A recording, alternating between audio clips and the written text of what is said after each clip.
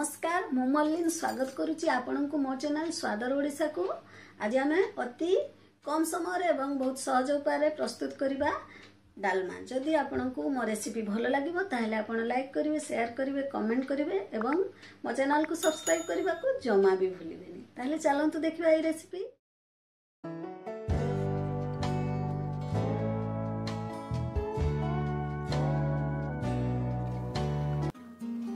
मुझे गोटे कप्र मुग डाली नहीं जोटा को मुझे भाजी रखी। तापर डाली को आम भल भाव 2 ରୁ 3 थर धोई नवा। ये सबू परिबा मु नहीं किछि बोईतालु, किछि अमृतभंडा, किछि बीन्स, 2टी छोट आलू को मु काटिकी चुपा छड़े नहीं, किछि सजना छुई एवं किछि गाजर। आपण परिबा आपण को अनुसार व्यवहार करि परिबे। डालमा रे जेकोसी परिबा पड़ले भी बहुत भल टेस्ट आसे। तापर ये सब परिबा को आमे प्रेशर कुकर रे प्रथमे नहीं जिबा।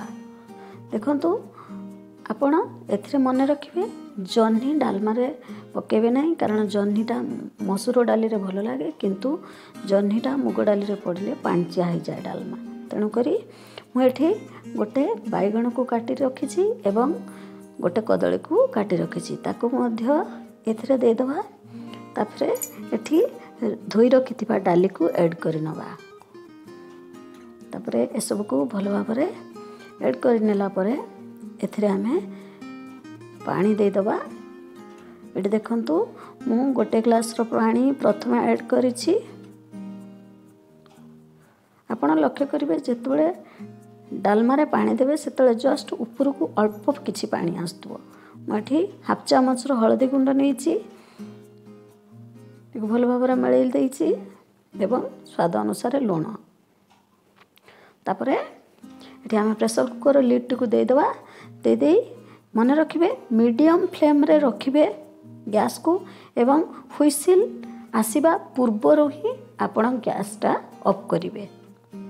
मेठी देखंतु मीडियम फ्लेम रे रखिछि, हुइसिल आसीबा पूर्वरु ही गैस ऑफ होबो। सेटा सबुठ इम्पोर्टेंट नहेले मुग डाली आ छुईनाड़ी पूरा भल भाव में खोली जिवो, जोटा कि डालमाटा अति बहलिया हो जिवो। तेणु करी आपण को हुइसिल आसीबा पूर्वरु ढंकणा खोलिबार अछि। देखंतु मु ठंडा कर देइथिली 5 मिनिट।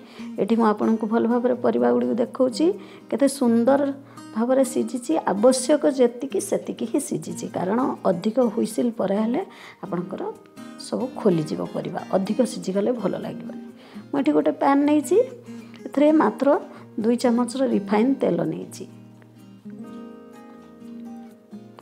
गोटे चामच जीरा नेछि, अल्प किछि पंच फुटणा नेछि, गोटे तेजपत्र को खंड करी टिके जस्ट भाजी नबा। तापर एथरे आमे भृसंग पत्र ऐड करिबा। मु किछि भृसंग पत्र ऐड करछि एवं एको मध्य भाजी नबा। बहुत सहज उपाय डालमाटी आपण देखिए। एठी गोटे बड़ टमाटो को मु छोट छोट करी काटी नै कि एथिरे मु संतुलिया पई छाड़ देछि। तापर आमे एथिरे टिके लूण दे दे एको 1 ରୁ 2 मिनिट प्रथमे भाजीबा।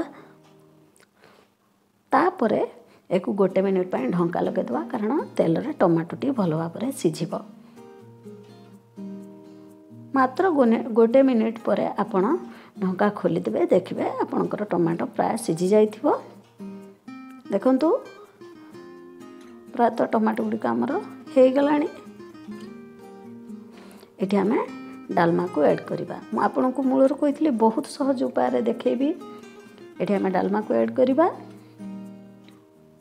तापरे एथिरे हमें किछि पानी दबा। डाली डालमा प्रस्तुत कला बेले आपण सब बेले गरम पानी नवा पई चेष्टा करिवे, कारण गरम पानी देले टेस्ट भल रहे, पांचिया आउ लागिबो नाही। एवं मु भी एठी गोटे कप गरम पानी ही ऐड करिछि। तापरे एथिरे गोटे चामच रो जीरा गुंड ऐड करछि। मु एठी कोनोसी मसला व्यवहार करि नाही किबा अधिक कोनोसी सुखा मसला भी मु ऐड करि नाही। तापरे एठी किछि धनिया रो पत्र ऐड कर नवा। तापर डालमाटी को भल भाव में ढंका लगे फुटिया पाई छाड़ दवा। 1 ରୁ 2 मिनिट भितर आपणकर डालमा फुटी जिवो। तापर एको आमे गैस रू ओल्हे नवा। नेक्स्ट प्रोसेस को जिबा, जोटा कि डालमार सबुठ इम्पोर्टेंट प्रोसेस। डाली डालमा रे आपण तड़का लगेले तार टेस्ट पूरा अलग आसता है। मुझे 2 चामच देसी घी नहीं, 2टी सुखिला लंका नहीं एवं किसी अदा काटिक रखी से ऐड कर टिके भल भाव भाजी नवा। देसी घी सब बेले नेबे तड़का लगेला बेले कारण ता टेस्ट पूरा अलग आसता है। तापरे एठी कलर पाई मु काश्मीर मिर्ची 1 चामच नहीं एवं से घी रे पके देछि। तापरे एठी आमे ढंका खोलिबा एवं जो तड़काटी आमे प्रस्तुत करथिले आमे एथिरे ऐड कर दबा।